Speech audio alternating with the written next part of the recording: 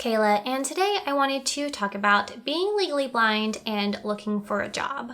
So this is a video that I've been wanting to make for a long time, but it's just kind of overwhelming because there's a lot to talk about, there's a lot to unpack. So I decided to make this video into two parts so that it won't be an hour long. So this is part one, and then part two will come out next week on Tuesday. So stay tuned for that. So I wanted to make this video to talk about my experiences looking for a job, and I know it's kind of a big question in the disability community of, whether or not to disclose, or when to disclose, how to disclose, all of that good stuff. And I don't really have an answer. Like, I'm not in a position to give advice.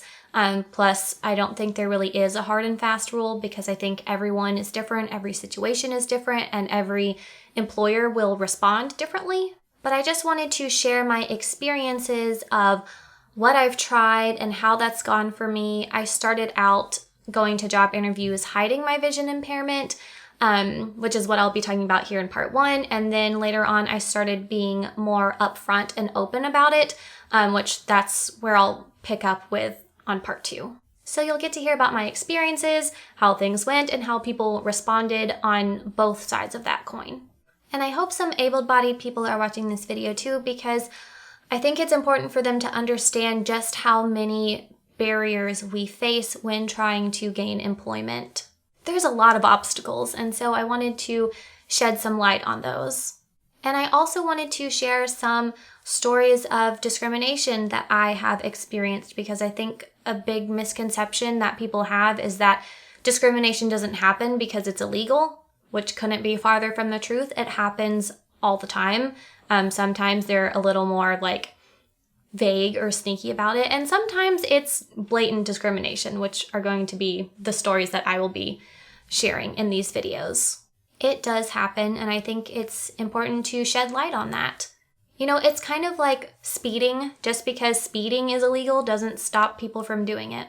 So I want to start off by talking about some of the barriers that we face when trying to find employment. When looking for a job, first of all, just like everyone else, we have to filter through the jobs that we are qualified to do and the jobs that we are mildly interested in doing. And then after that, we have to filter through the jobs that we are able to do. So for example, I have my bachelor's in psychology and I'm working towards my master's in social work. So I'm in the social service sector, and a lot of those jobs require driving as part of the job. Driving to meet clients at their house or transporting clients. So probably 75% of jobs in my field I can't even apply for because I can't drive, and so I can't do that. And then there's another handful of jobs that require vision to do an essential function of the job. And the rule of thumb for accommodations is that you have to be able to do the essential functions of the job with or without accommodations. So that means I couldn't be a school bus driver because there's no accommodation for me to drive a bus. So that job is out. So for example, I think it would be really cool to work in a prison doing groups or substance abuse programs, but I feel like you need sight for safety. You have to be able to be aware of your surroundings and be able to see in order to keep yourself and other people safe. That's kind of an essential function of that job. So that's an example of a job that I can't do because I can't see. So then once you filter the jobs that you're qualified to do, that you want to do, and that you're able to do, then comes the next barrier of transportation. Public transportation where I live is essentially non-existent. And I live in a suburb of a big city, and that's where most people work. That's where all the jobs are and people commute there. But I can't commute there because it would be way too expensive to take an Uber back and forth 30, 40 miles every day. I would spend my entire salary just to go to work. And if you're thinking to yourself, well, why don't you just move there if that's where all the jobs are? Because it's very expensive to live there. So I'm limited to jobs that are in my city. And even then you have to kind of calculate how much it's going to cost you in transportation back and forth, how much money you'll make at that job, and if that job is even worth having, or if you're going to spend, 75% of your salary on Uber rides to and from work, then it's not a job that's worth having. So then if you finally find a job that's a good fit, that checks all of those boxes, then you have to get past the application process, get an interview, and then the hardest part is once you're at the interview, then you're subject to discrimination from the employers. A lot of employers just doubt our capabilities. They think that we are incapable, incompetent, a liability, a safety hazard, a burden. They just think that there's no way that we would be able to do that job, or that we can't do that job as well as somebody else without a disability. A lot of employers are just very close-minded and they won't even give you a chance. So that's just a very brief synopsis of some of the barriers that we face. And I think a lot of people have this misconception that we don't work because we don't want to work or because we're lazy, and that just couldn't be farther from the truth. For me personally, and a lot of other people, we really want to work. I'm one of those people that thrives on being productive. I want to have something to do. I want to contribute to society. I want to put my education and skills to use, and I want to help other people. I really want to work. That's not the issue. And I will also say that the times in my life where I have been job searching have been some of the lowest points in my life, because I was trying so hard and I just was facing so much rejection and just felt unwanted and not valued and disrespected and just sort of powerless. And after being rejected so many times and people not taking you seriously and not valuing you or what you have to offer, it really started to take a toll on me and my self-esteem. Okay, so now let's talk about my personal experiences with job searching. So I started looking for jobs in 2014 when I graduated from college, and I graduated summa cum laude, which means that I made straight A's in college except for 2 little measly B's. So obviously I'm intelligent, I'm capable, and a hard worker. I also had relevant volunteer experience, leadership experience, research experience. I was part of extracurricular activities. I was involved with honor societies. I had a very well-rounded resume. And I think I interview very well. I mean, you guys see me. I communicate well. I'm friendly and personable. So I think I had a lot to offer. And at this point in time, I was hiding my vision impairment to employers. I didn't put it on my application. I was hiding it when I went to interviews. And at this point in my life, I was used to hiding it. That's what I did. So I was used to it. And I had a little more vision back then than I do now, so I was able to hide it. Definitely can't hide it now. And I was working with vocational rehabilitation services to help me find a job. They weren't really that helpful, but they gave me professional advice to fake it till you make it. Don't tell them that you have a vision impairment until you get the job. So that's what I was doing. And I was always so nervous when I went to job interviews. Like, what if I trip over something? What if they want me to fill out a form? Like, what if something happens that blows my cover? It was nerve-wracking. So hiding my vision impairment at interviews worked like 50% of the time, and then the other 50%, something would come up and they would find out that I was visually impaired. A lot of jobs, something would come up in the interview about driving as part of the job that wasn't listed in the job description, so I didn't know about it, and then I would have to tell them that I was visually impaired and couldn't drive. Or they would ask me to fill out a questionnaire or something, and I would have to tell them or pull out my magnifier. So I was going on a lot of interviews, but was not really having any luck with getting any job offers. And I think something that's really hard is that the jobs that did know I was visually impaired, you never know if they didn't hire you because of your vision impairment, or if you really weren't right for the job, or if there really was another candidate who was better for the job than you. Because most of the time, people aren't dumb enough to be blatantly discriminatory, and I say most of the time, sometimes they are that dumb.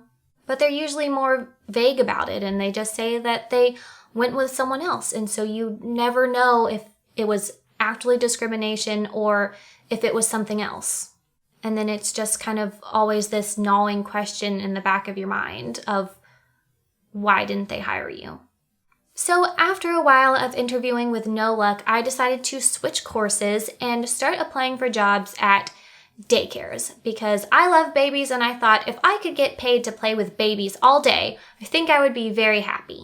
And I was specifically applying for positions in the infant room because I thought that that was something that I could handle and I would be good at. At that time, the ratio was 3-to-1, so I would only have been responsible for 3 babies by myself. And, they're not mobile, they're very hands-on, so I definitely thought that that was something that I could handle. So I had an interview at a daycare. Again, I was hiding it, so they had no idea I was visually impaired, and they offered me the job on the spot. But it was for the 3-year-old classroom. That was the only opening they had. And so I turned it down. I would have been responsible for 13 3-year-olds by myself, which is a lot for anyone, but especially if you can't see. And I just didn't think that was something that I could do. And I think this story is important because it shows that I'm realistic about what I can and can't do. I know my abilities, and I can decide for myself if I can't do a job. I don't need someone else to decide for me that they think I'm not capable of doing something. So fast forward a little bit, and now this brings me to my first discrimination story. So at a different daycare, I had 2 interviews that went really well, one with the director and one with the assistant director. And then they brought me in for a working interview, which is where you go into the classroom and they show you different things and kind of see how you interact. So we're in the classroom and she's showing me different things, and then we get to the feeding chart and she says, if so-and-so's mom comes in and asks how much they've eaten today, what would you tell them? And I kind of look at the chart and I say, well, actually, I can't see very well and I'm not able to read this chart. And she looked at me and said, okay, come on. And we walked out of the classroom. At that time, my interview was over. And we go back to her office and she says, tell me about this. And I say, well, I'm visually impaired, so I can't read regular print, but I always keep a magnifier in my purse, and that's what I would use to do any type of charts or documentation in the classroom. And she says to me, I'm not kidding, she says, well, we don't allow purses in the classroom. What? My magnifier doesn't live in my purse. I can take it out. I just said that meaning I always had it with me.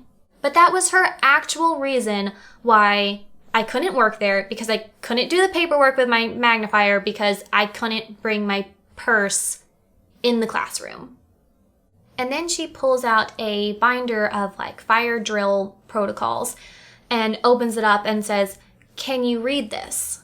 And I look at it and I'm like, well, no, but I can with my magnifier. And she said, well, you're not going to have time to do that. If there's an emergency, you're going to have to read this quick. And I'm thinking, who pulls the fire drill protocol binder when there's an actual fire? That's something that I, and hopefully everyone else, will have read ahead of time, during training, and be familiar with. No one should need to read that quickly during an emergency. And then she went on to tell me that she couldn't hire me because I was a safety hazard and whatever. And this is 100% a case of discrimination. By the time you get to a working interview, I pretty much had that job in the bag. And as soon as I said that I couldn't see well, bam, it was over. She had made up her mind that I could not do that job. I get that some people may wonder how someone who's visually impaired might do a certain job. I get that. But this lady was so closed-minded because she wasn't trying to understand. She didn't say, well, we don't allow purses in the classroom, but is there maybe somewhere else where you could keep your magnifier? Or could you keep it in your pocket? there was no discussion of like, let's figure out how you can do this job. She had made up her mind of, no, you can't do it, and was just like throwing out excuses of why I couldn't. Extremely closed-minded, and she really talked down to me. Like, she was being very disrespectful, and it was like a switch had flipped from before when I had interviewed with her.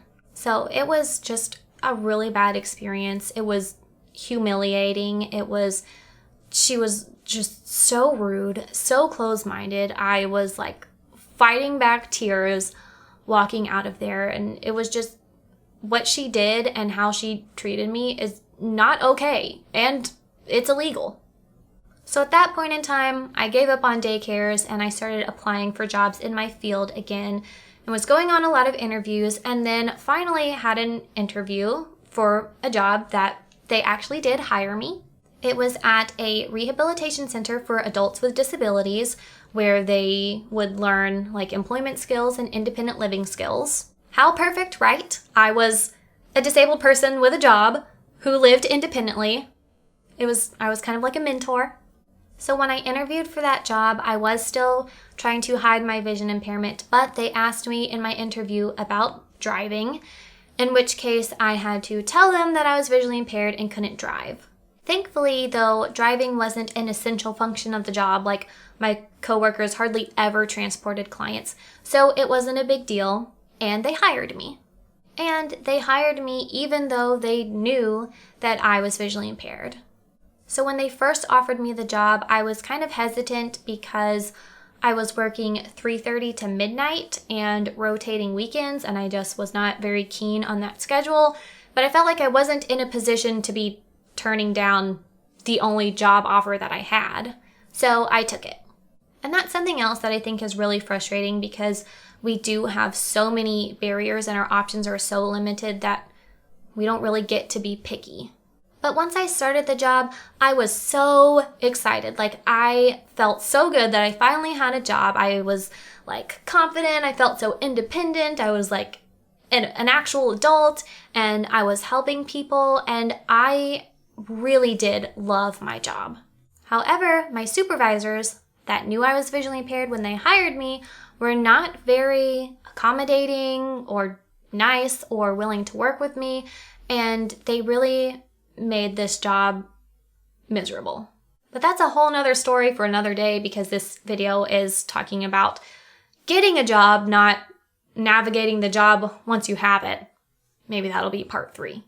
But anyways, even though I loved my job, the management really made it a very toxic working environment. And so I started applying for jobs again. So I went back to daycares, which brings me to my next discrimination story. So I went to an interview at this daycare, and I always made sure when I was going to job interviews that I filled out the application ahead of time and brought it with me or emailed it to them so I didn't have to fill out any paperwork while I was there. But they had apparently lost my application and asked me to fill out another one. So I had like my clipboard and I had like my magnifier, just kind of like trying to hide behind it so they didn't see it. So I go back for my interview. It goes really well. And at the end of the interview, she says, "So we do have an opening in the infant room, and I want to let you know that we are offering you the job." Let me repeat. She said, quote, "We are offering you the job." So I say, "Oh, great. Thank you.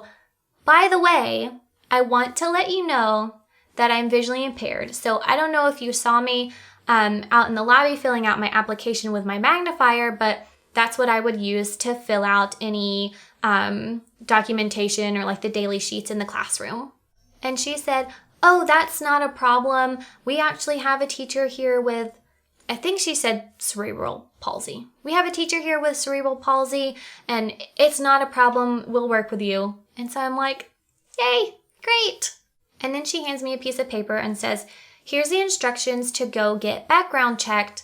Since you currently have a job, it's up to you if you want to go ahead and put in your 2 weeks notice now, or if you want to wait for the background check." And I said, well, I'm not worried about the background check. I know it's going to come back clean, but I'll wait just in case it takes longer than 2 weeks. And she said, that's fine. I went on my way. And so a couple weeks went by and I called the daycare to check on the status of my background check. And she says, oh, we've actually filled that position. And I said, oh, I thought you said that you were offering me the job. And she said some kind of BS answer of, oh, we offer the job to a bunch of people and then we decide from there, or something that didn't even make any sense. But listen, not only did she say that she was offering me the job, but she told me that I could go ahead and put in my 2 weeks notice that day. And then filled the position with someone else and didn't even call and tell me. I called them. So this is another obvious case of discrimination, and I don't know what happened. I don't know if she was just trying to save face when I told her at the interview that I was visually impaired, because you can't just say like, we're offering you the job. Oh, cool. By the way, I'm visually impaired. Oh, never mind. Like, you can't do that. So I don't know if she was just trying to save face and acting like she was okay with it. Or another possibility is maybe she was genuinely okay with it, but then she told the director, because I think she was the assistant director, and maybe the director was like, no, you need to shut that down. I don't know what happened. All I know is that I was offered a job, I was told I could put in my 2 weeks notice at my current job, and then they filled the position with someone else. So again, I was devastated. This was not okay, and this act of discrimination almost cost me the job that I did have. So let this be a lesson to you. Never quit your job unless you have something in writing. And this is where I'm going to end part 1. I did work at the rehabilitation center for a year and 8 months before I ended up quitting. And then after that is when I started being more upfront and open about my vision impairment. So stay tuned for part 2, where I tell you how that went and share some more experiences, both positive and some more lovely discrimination stories. I'd love to hear from you guys in the comments below. Tell me about your experiences with job searching if you are blind or visually impaired or have any other kind of disability. What have your experiences been? Do you disclose? Do you not? How does that work for you? And share your discrimination stories. I think those are so important to shed light on. So leave those in the comments below. And I hope you guys liked this video, and I will see you next week for part 2.